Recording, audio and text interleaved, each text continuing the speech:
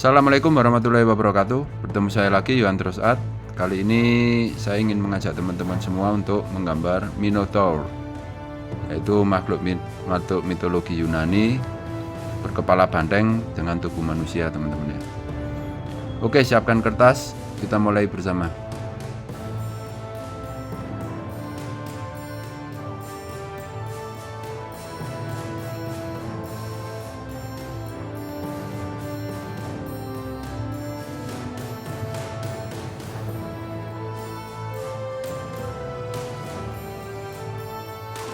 Hi everyone! In this video, my dad will be drawing another mythological creature. But some of you might not be familiar with it, so please sit down and enjoy the video or prepare your paper and let's draw together. Beneath the sun-baked ruins of ancient Crete, where the stones still whisper of gods and monsters, a name stirs the imagination. A figure that is neither man nor beast, but both. A creature lost in time, yet never forgotten. This is the Minotaur. Half human, half bull. A prisoner, a predator, a myth. But what truly lies behind the horns and shadows?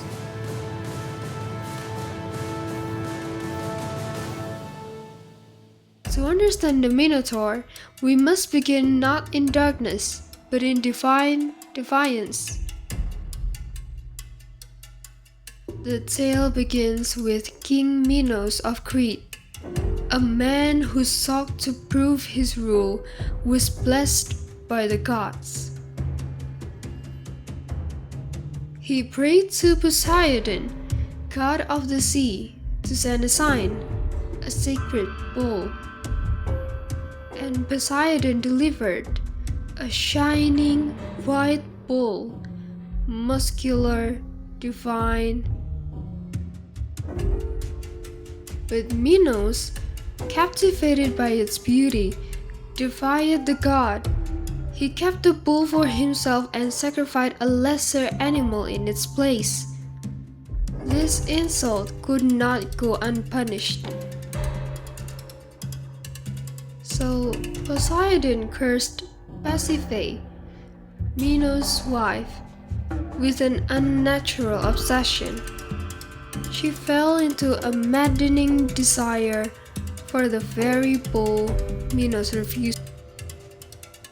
From this union, horrific, unnatural, and divinely ordained, was born a child. But this was no ordinary child. He bore the body of a man and the head of a bull. At first, he was named Asterion, or the Starry One, a name that carried hope. But as he grew and his difference became undeniable, the world rejected him. To hide the shame, Minos summoned the genius inventor Daedalus to create a prison, a maze so twisted that even its creator could not escape. The labyrinth, buried beneath the palace of Knossos, it became a tomb for the child who would become the monster. Thus, Asterion was cast into legend, and the world would remember him not by his name, but by his curse, the Minotaur. The Minotaur was no ordinary beast. His appearance alone defied categorization. He stood at an immense height, over 7 feet tall, with the shoulders of a war horse and the stance of a man who had forgotten how to kneel. His body, though humanoid in form, was grotesquely exaggerated. Thick muscles rippling beneath skin through like tree bark, marked by battle scars and labyrinthine bruises. His arms hung low, powerful, built for grappling and crushing. Fingers ended in dull claws, once human, now callous beyond recognition. His legs were powerful and bent slightly at the knees, ending in blackened hoofs that thundered when he walked. Each step a reminder of both menace and majesty. But the true terror was in his head, the head of a wide, brutish, crowned with two curved horns yellowed with age. The horns were not clean or decorative. They were cracked, stained, chipped by time and violence. His eyes, deep set and strangely human, carried the weight of his prison. They weren't the blind rage of a beast, but the haunted gaze of someone who remembered being something else. Eyes that remembered pain. Eyes that had seen the same stone walls for years. From his nostrils came the steady snort of a creature always on edge. His breath fogged in the cold subterranean air. His chest heaved in slow, heavy rhythms, controlled, calculated, waiting. His voice was rarely heard, but when it emerged, it wasn't words. It was a low bellow, like thunder from within a cave. Less a roar of a predator and more the cry of a soul that had long forgotten what silence meant. He was not simply terrifying because of what he looked like, he was terrifying because he was alone and aware of it.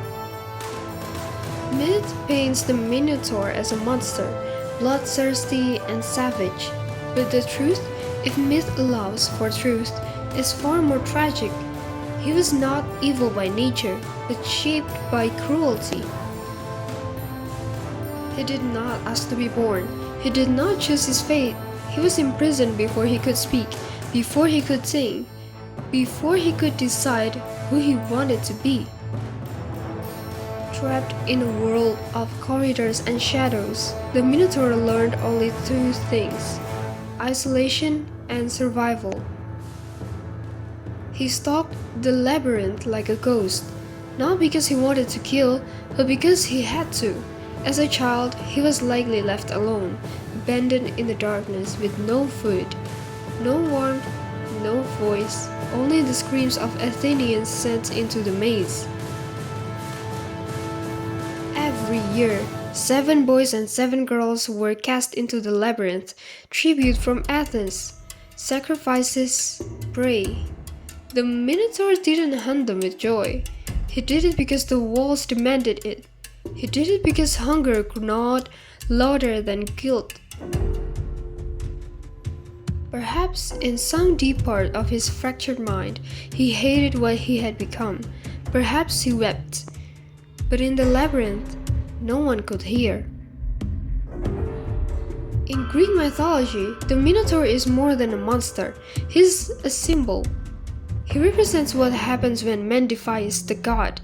He is the physical consequences of arrogance, lust, and pride. He also represents the burden of secrets. Minos kept the Minotaur hidden, not just from the world, but from his own people. He vetted sacrifices to preserve his image, protect his rule, and suppress the truth. Then came Theseus, the Athenian prince.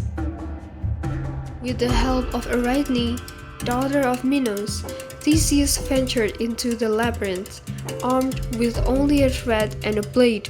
He found the Minotaur and killed him. It was hailed as a victory, a triumph of man over beast. But was it justice? Or just the final blow in a life cursed from the very beginning? Though the creature is long gone, the Minotaur lives on. In our books, in our films, in our minds. He appears in modern fantasy as a fearsome warrior, a boss in video games, a symbol of strength. But often he's misunderstood, flattened into a brute, a beast to be slain. Yet deeper readings persist. Psychologists see the labyrinth as a metaphor for the human mind, the Minotaur, our inner shadow, the part of ourselves we fear and repress. We descend into our personal labyrinths in search of truth.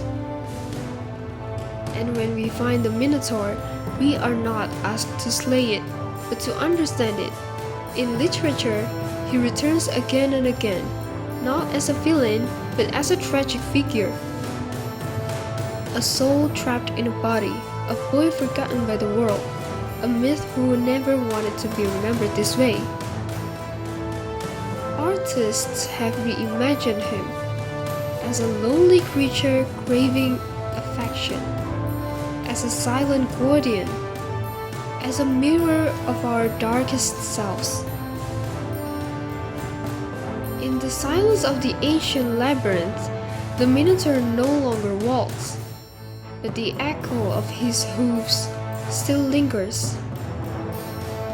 He is not merely a monster, he is a memory, a myth, and a warning. The Minotaur reminds us that monsters are not always born. Sometimes they are made.